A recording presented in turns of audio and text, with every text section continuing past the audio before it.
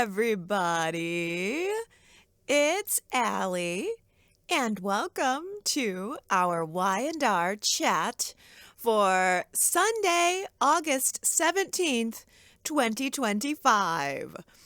Would you be upset to find out that your dad was a secret billionaire? Because I wouldn't. Oh, Dad, you secretly have unlimited money?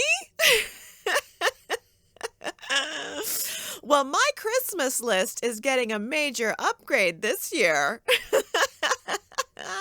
I want a pony on every continent.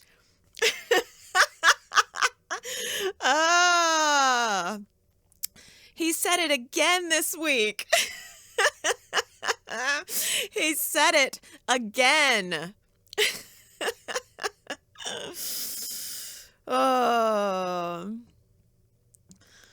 Well, Lily visited Train on the cane this week. Oops, got that backwards. I mean, Lily visited Kane on the train this week. She walks straight through the caboose, and he offers her a perfect Earl Grey tea and a scone. And Lily says, "I'll take your tea, but you can keep the scone." What I want is to make a deal. You tell me what you're really doing here in Genoa City, and I'll help talk to the kids for you so that they won't be mad about how wildly rich their father is now.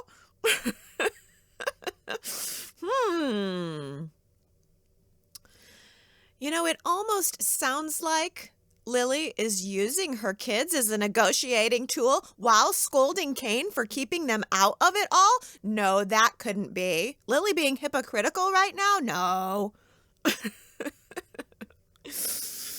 Oh. But we must do this for the children, because now Newman Media is the official first publisher of the Aristotle Dumas expose story. So, the secret is out. It can no longer be avoided. Maddie is on the phone calling them both. Wow. Remember Maddie? It's been a while. Remember her? Well, Kane tried lying to Lily at first. He was saying, "All I want is Chancellor Industries." But then the conversation starts to veer off into how much he really wants her. What he really wants is her. And he lets it slip that whatever plans he has, not going to disclose those, whatever plans he has, he would scrap them in an instant if it would mean that they had a chance of getting back together. Wow. I hate it when sexy billionaires cannot get enough of me and are willing to throw away their entire fortune and everything for me. Hate that. I don't know. Come on, Lily. I think maybe it's time to give Kane a chance. I don't know.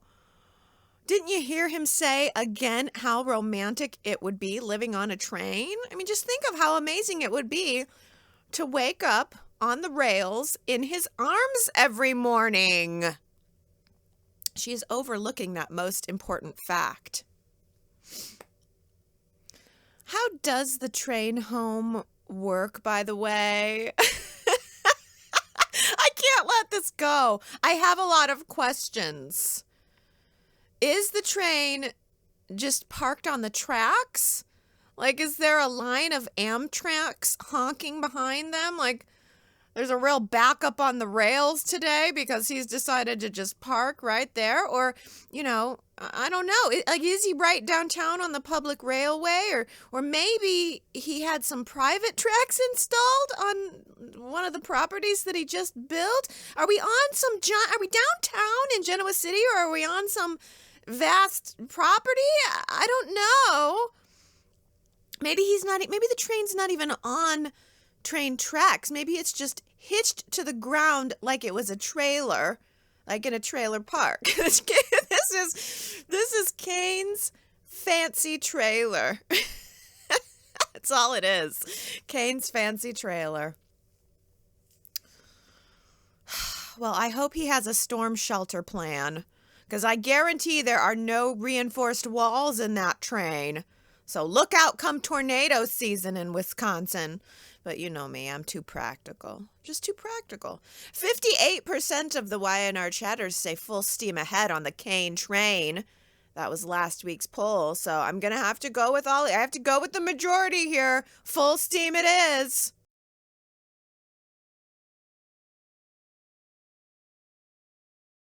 Scandal of the week. Kane and Jack had an official business meeting to talk about Jack selling his shares of Abbott Communications. And when Jack showed up, Kane had ordered Jack's lunch for him. That is unacceptable. It's totally obnoxious. And it's just downright rude. It's rude. It's such a great way to get me riled up. Thank you, Y&R, because that really got under my skin. Jack Abbott can order his own empanadas. And he is certainly not going to sell a company with his name on the door to Aristotle Dumas Kane Ashby. Jack said, "Thank you for the empanadas. I lost my appetite." Ugh. And then he sailed out the door in that classic Jack Abbott way. Oh, I love Jack. I love Jack. And we are getting a lot of Jack right now. And I just want more.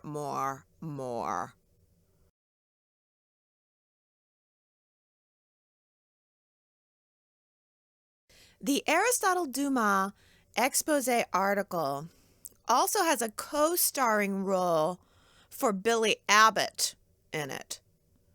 So Adam finally managed to slide through an article that included some jabs at Billy, but this time it was with Chelsea's blessing. On Friday, Adam literally took her hands in his and said, "Thank you." And that's how I felt too. Thank you. Let us just do this. I mean, Billy wasn't the focus of the article anyway, but, Adam said, "Tell me something about it that's not true. What here is not true." It was just essentially going over, this sore spot that Billy has about losing Chancellor Industries. But, if Billy had his eye on the ball, he would have been able to be the one to publish the story. But he didn't. I mean, because apparently Abbott Communications is not even up and running. The investors are still in flux, for crying out loud.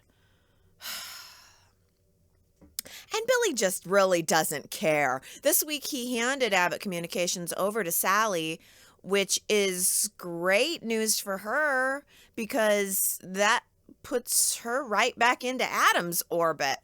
I mean, both of them are going to be running competing media companies, and I can only imagine that that's going to come up soon. But Billy's like, "Great, now I don't have to worry about doing an actual job. Sally's taken over my company. I can just plot revenge full-time. My full-time job is revenge." I want that job. Boy, Nick was all fired up on Billy this week at the coffee house. Apparently, he did not get enough punchy in Nice. See, in Nice, Nick only got one good punch in, and it wasn't really even a punch. It was like a slam with the champagne bottle. And I think that just left him wanting more. He just wanted more violence. He got a taste of the violence and then needed more violence. I mean, who cares that Billy was the one who saved his life in Nice? He went hard on him. Oh, there was this great moment when Billy was complaining that Victor only took Chancellor away from him so that Nikki could dress up and play CEO. And oh boy, Nick flipped out. Nick said, "You're not going to talk about my mommy that way." And then he got all up in Billy's face, and he actually said, "I'm going to watch you run your mouth while you're spitting your teeth out." I found that to be excessive. I was a little vivid. It was a little brutal for me, for my taste. But how good was it to see Adam there, right behind him, being the rational one? I feel like Adam is the Newman son with the brains, and Nick is the Newman son with the brawn, and together they kind of make the perfect team. I'm not gonna lie, I really loved seeing them together on the same side, even if I thought that their side was not necessarily correct. I mean, they were totally ganging up on Billy. They were totally bullying him. It was unattractive, but yet that's, I guess, just their way of brotherly bonding at the moment. You know, the Newman Bros, protecting the family.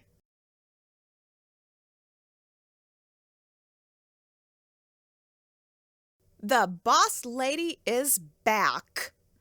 Victoria has got her silky necktie blouse on, and she is ready to get back to business. I knew the second I saw that outfit, I'm like, oh, I know exactly the Victoria I'm dealing with now.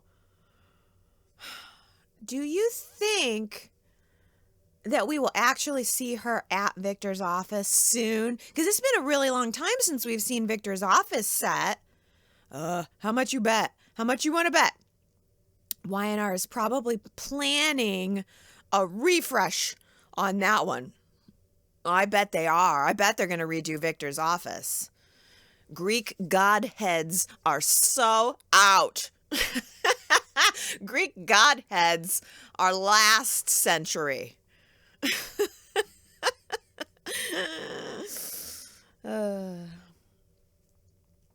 Speaking of sets, Billy stopped by Victoria's house this week, and I think this is the first time we've ever seen him right there at the tack house, at least in a long time. Have we ever seen Billy make his way to the tack house? Or is this the first time? Surely it can't be the first time, but it just seemed so jarring to have him there. And I don't know, are my eyes deceiving me, or is this the first time that we've ever seen that the tack house has a refrigerator? Remember there always used to be that hat rack there? It feels like they've replaced the hat rack with a refrigerator. Was there always a refrigerator there? Sharon W. mentioned that maybe there was a possible sofa refresh too. So did the tack house just get a little redo? Maybe Y&R got a 2-for-1 deal on sofas. Since the train got some more cozy seating, the Kane got a sofa too. So maybe they got 2 sofas for the price of 1. Hey, other thing I got to mention, since I'm talking about the sets. So when Y&R put that train set back together, did anybody else notice that they hung those monogram AD logos that sit right on the window valance? They hung those backwards.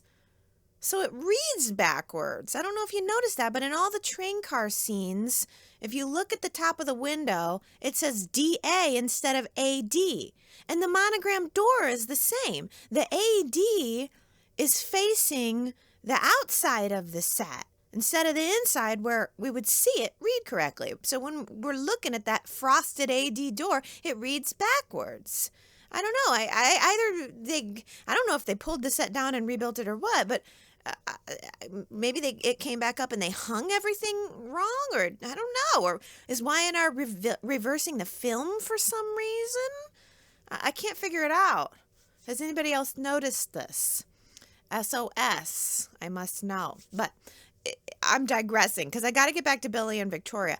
I really thought for sure that Billy had stopped by the tack house to complain about that article. And I was ready to jump on him about it too, because when the very first words out of his mouth were not, "I'm so sorry to hear about Cole," I was mad at him. I was like, you are not dumping this on Victoria right now when she just lost Cole. But he did eventually get there, and they did have a nice cozy chat with a cup of tea on the couch. And I feel like that cup of tea is a real signal. The cup of tea really tipped me off. I feel like when Billy and Sally break up a couple weeks from now, we could be looking at a Billy and Victoria reunion.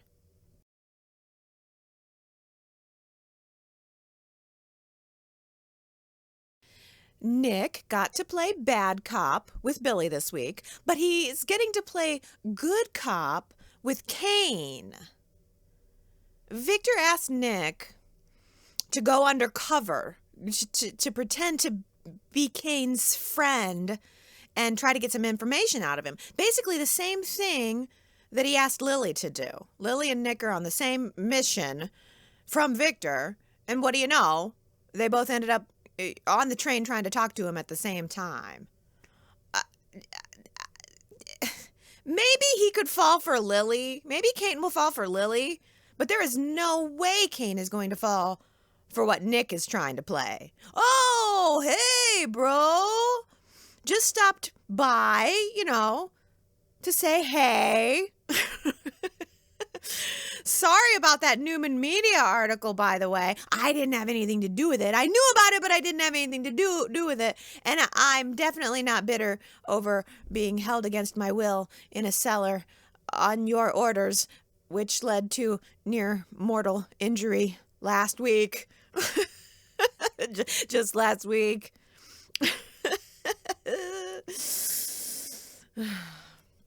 If you want to go out and have drinks sometime, let me know. Look me up. I mean, come on. That's not obvious or anything.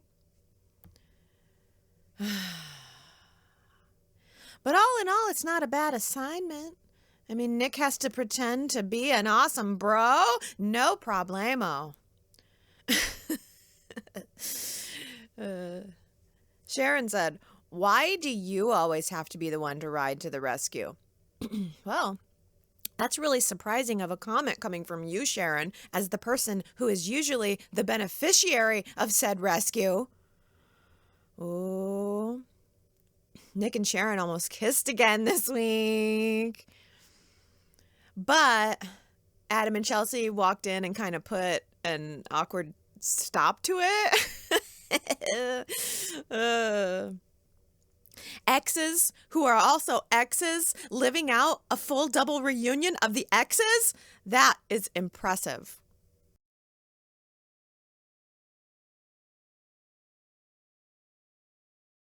Victor confronted Nikki about the fact that she almost signed away Chancellor Industries to Kane to get Nick out of the cellar. And Victor was not happy about it. But Nikki stood her ground in her neon green lizard pantsuit with watercolor blouse, looking like a beautiful piece of taffy at the summer fair. I think the color of the week was green. No doubt about it, green. We had Nikki in neon and Sally in blinding. I saw a lot of complaints about Sally's dress this week and the just that blinding green color, but I feel like Sally's dress was less about the color and more about dat booty. Did you happen to catch dat booty?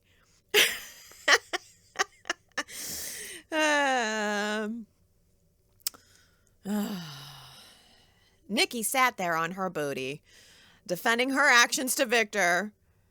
She said, "I did what any mother would do."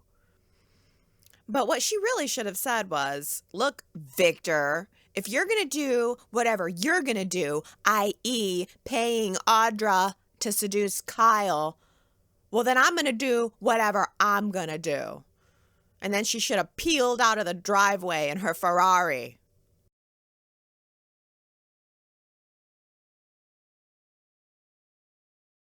Audra is evil. Audra is evil. Okay. Nate is back from making Damien's funeral arrangements with Amy.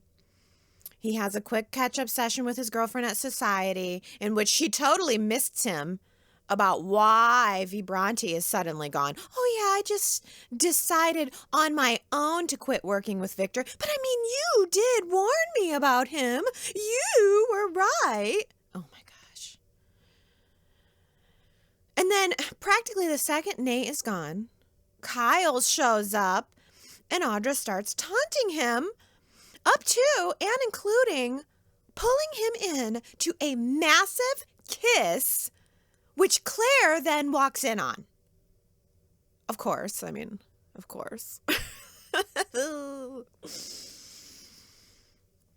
Kyle pulls away. He makes a big stink just as Claire is rushing in. And Audra starts claiming that Kyle was the one who kissed her, that he was the one who initiated it, and that he only pulled away because he saw Claire coming. Now, I watched that scene a couple of times for research. Just to make sure I understood. I had a full assessment of the situation, a full scholarly assessment of the situation.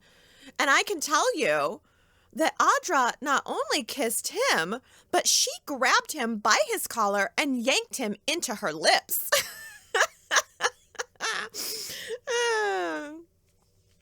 And as for Claire, it would have been kind of hard for Kyle to see her coming with his back to her and his mouth on Audra. So, I mean, Audra is just fully willing to lie. Even after Victor pulled the plug on their deal, she's still going at it. She is still determined to break them up with complete reckless regard for her own relationship. That's the puzzling thing. She's just doing this fully while she's with Nate. So Claire goes back home to tell Victoria all about what Audra just did. And guess who's standing there in the living room? Claire had this menacing look on her face like, oh, Audra, I'm going to get you. I'm going to get you. And sure enough, Claire goes home. Nate is standing there in the living room. And Claire opened up her mouth to tell Nate exactly what his girlfriend just did. And then Victoria jumped in and said, Claire, Nate is just headed back to Chicago for his brother's funeral. Subtext, maybe we better not pile on right now. You know, at least Nate is not completely clueless. He's 90% clueless, but at least he's not completely clueless. He sensed that Victoria did not like Audra for a reason, that maybe there was something going on there. And then he went back and told Audra that Claire was itching to tell him something, and that he wonders if it has anything to do with why she stopped working with Victor. And Audra brushed it off. But then she declared war on Claire. And I'm really wondering, if that war happens, who are you rooting for? That's a great poll question for us this week at yrchat.com. Audra versus Claire. The coming war that has been promised. Who are you rooting for? I know it's wrong, but Audra's my girl. I know, but I know she's not going to win. I just know she's not. Next week in the previews, Claire's getting ready to tell Nate. She's saying, at society, you need to know what kind of person Audra really is. And she's going to tell Nate. Audra's going to tell Nate the same story that she told Claire. She's just going to say that Kyle was coming on to her and that she didn't want to say anything to him because he just lost his brother. But how hard is it going to be to see that Audra is lying? Not very. And this whole plan is about to blow up in her face.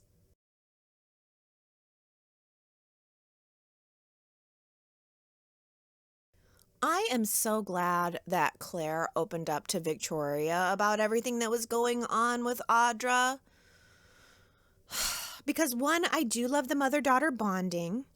And two, Victoria had a right to know.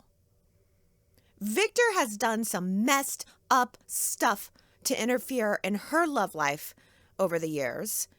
And Victoria is not going to let it happen again to her long-lost baby girl. She marched right up to the ranch and said, "I have been triggered."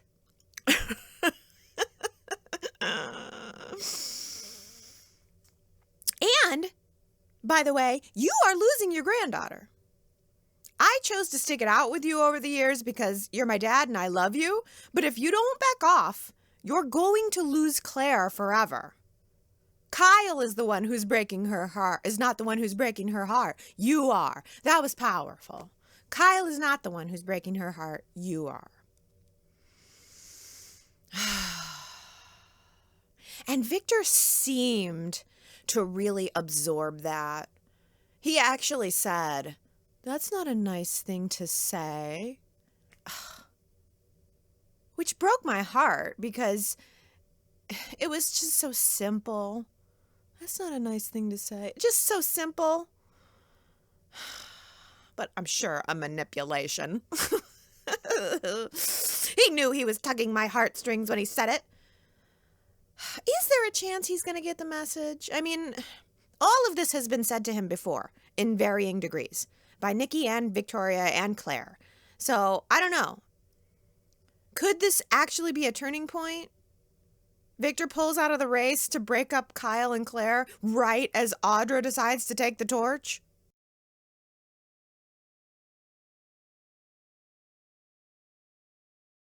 Well, I am grateful for any crumbs that I can get right now on the Mariah and Tessa story.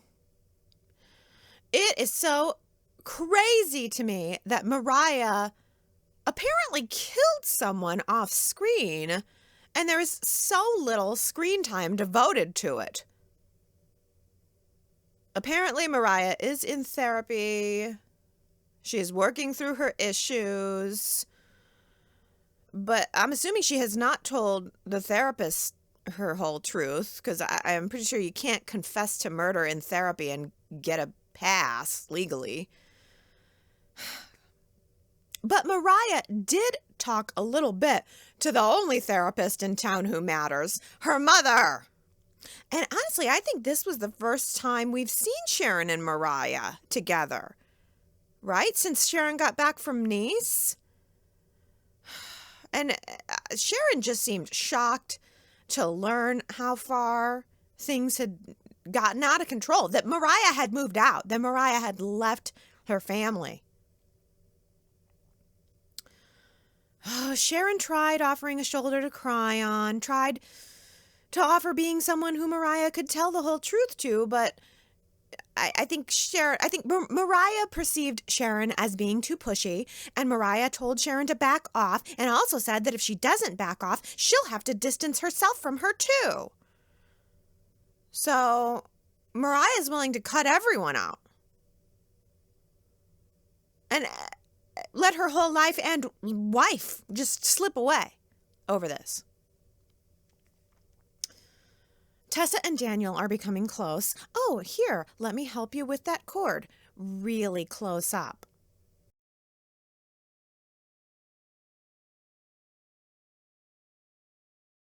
Twice this week, Daniel was playing his brand new original song in the park. And his parents snuck up behind him. First mom, then dad. Both very proud of their son in that mom and dad sort of way.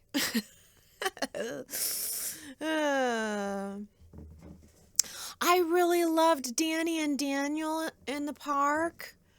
Yeah, I feel like their dynamic feels so natural. They really feel like father and son to me. And there was a great mix of joy and deeper, sorrow and confusion in there too. Daniel confessed to Danny that it's not just the guitar lessons that are helping him move on, that he's really got some real feelings brewing for Tessa. And Danny's reaction was so Danny, you know? He just sort of takes it all in and gently affirms Daniel's feelings without telling him what to do. Whereas Phyllis, on the other hand, Phyllis is the exact opposite of Danny. Phyllis would have had an opinion on the matter, and that's why Daniel didn't confide in her. Now the $1 million question is, will Phyllis hit the roof when she finds out that Danny and Christine are getting married in October? Wow. Yes. Soon. Danny just let us know that we're having a fall wedding. Probably on Kane's train. Just kidding. But why not? Maybe Christine's dress choice could be inspired by 19th century train travel. Instead of carrying a bouquet, she could carry a train case. A train case with flowers in it. What is wrong with me? Oh, Danny asked Daniel to be his best man, though. And that was adorable. And Christine asked Lauren to design her dress. But who will be Christine's maid of honor? That was not discussed. Surely not Nina. Surely. Since Nina is grieving the loss of her son Chance. Off screen, of course. I hear it's really hard on her. And oh, Dominic giving Chance's casket a military salute at the funeral? A total JFK Jr. moment happened right there? And Christine cannot get it out of her head. I did really enjoy the Lauren and Chris dress designing brainstorm. A mermaid silhouette. I cannot believe she said, oh, that sounds fun. That does not sound like the Christine that I know. But I'm sure that whatever she chooses, it will be stunning. It just never fails to strike me how lovely and genuine Christine is, which I cannot help but associate to Laura Lee Bell also. So there's just something so earnest there. And I earnestly hope that Phyllis does not destroy this moment for her, or do I? I can't decide. I really can't decide. Christine has asked Daniel to keep Phyllis away from the wedding. But I mean, come on. There is no chance that anyone is going to stop Phyllis from doing what Phyllis want to do. I guess it just comes down to, will Phyllis even care to put the energy in? I'm not really sure what the writers are going to do there, because it would be so obvious to see Phyllis go over the top and pull some kind of crazy stunt at the wedding. But maybe we're past that. Maybe we will see a reconciliation instead. Because, hey, if it could happen for Phyllis and Sharon, it could happen for Phyllis and Christine, too.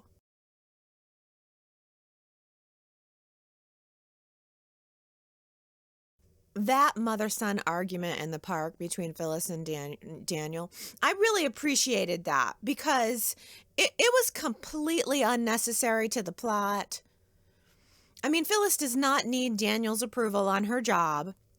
And Daniel is long past thinking that there's anything he can do about his mother's wild schemes. But yet, both of their perspectives seemed so perfectly represented. And I felt like the dynamic between the actors was so real, too. I really believe that Phyllis and Daniel are mother and son. I was in it. So Phyllis walks into the park. She's fresh back from France and beaming with excitement. She feels like the whole world is coming up Phyllis. And she also sees positive signs that her son is moving forward with his life after this horrible thing he's gone through with Heather's death. And Phyllis has this great job prospect on the horizon that she thinks is just going to change everything. Phyllis is feeling great. But then Daniel immediately poo-poos it. And she was like, hey, why do you have to do that? Why can't you just believe in me? And I think Daniel is just so rightfully jaded. I mean, every other week Phyllis has big plans and nothing ever comes to fruition and everything always blows up in her face. And then you add to that Daniel thinks she's never really fully dealt with the trauma of her kidnapping and that she's just using this thing with Cain as a way to avoid thinking about it, a way to avoid dealing with it. But Phyllis was arguing, hey, that's a good thing. Working with Cain is how I'm gonna get over it. And I don't know, Phyllis was just fighting so hard to justify her plans to Daniel. So much so that she accidentally let it slip what the plan actually is, which is, to take over all the town's companies. Even Nick's families. Even Jack's families. But don't worry, she'll protect Summer's job at Marchetti. We got that question answered. I feel like Daniel just does not even have a skull big enough anymore for the amount of eye rolling he's got going on the inside. He can just so clearly see that she is grasping. And I can see it too. I mean, I agree with Daniel completely. But is that going to stop Phyllis? It never has in the past, so why should it now?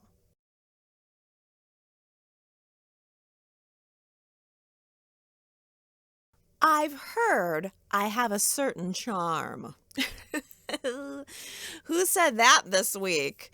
I've heard I have a certain charm. Aw, if you think you know, you should go to yrchat.com. Clickety-click around on there and you'll find out. You'll find out who said it.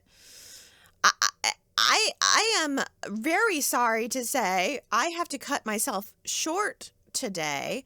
It's my annual picnic. Every year I get to go to a outdoor picnic, and so that's today. And I should have said something about that last week, to let you guys know, but I had a little problem with my calendar last week. I use Thunderbird to manage my emails and my calendar, and normally I get little pop-up reminders when things in my life are supposed to happen, i.e. a picnic or a Y&R Chat birthday. Normally my email will come up and say, bling bling, Connie's birthday is August 13th.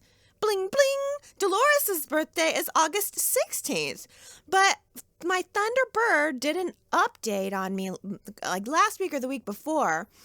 And then I stopped. For some reason, it reset the settings. You know how this goes. And now I didn't get my notifications.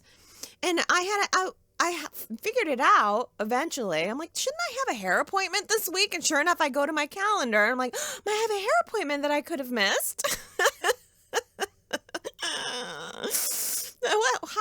Why did I not get it? And then I untangled it all. I figured it all out. But I am so sorry that I did not shout out Connie's birthday last week and on the 13th and Dolores' birthday on the 16th. So I just want to say an apologetic belated happy birthday to you two.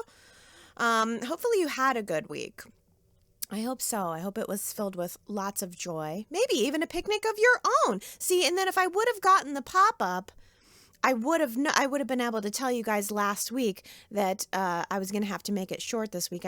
It's early. It's earlier than normally when I record Y&R Chat. So, I didn't have a chance to pull comments together, so I am very sorry about that. I just want to be able to get this published and out before I go. So sorry that there was no previous notice on that, and I don't want to alarm anyone. But I am happy to say that since I fixed my calendar issue, I was able to get the notification that Russell's birthday is today. It said, bling, bling, Russell's birthday. And I said, yes, let's give a on the day happy birthday to Russell. Happy birthday, Russell.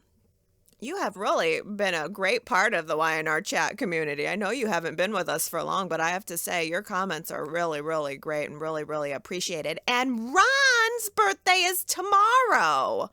And Ron, you got some good comments too. I would love to hear from you this week if you're not too busy celebrating all of your birthday, the whole day. Yeah. So August must be birthday month, apparently. Birthday month and picnic month. Okay, well, I really should get going, getting myself ready. I'm very excited to do a little something different today. So that's where I'll be. I hope all the rest of you have a wonderful rest of your weekend, a very happy Sunday, and I will be back next Sunday to chat again about Y&R, okay? I love you guys. Have a great week. Bye.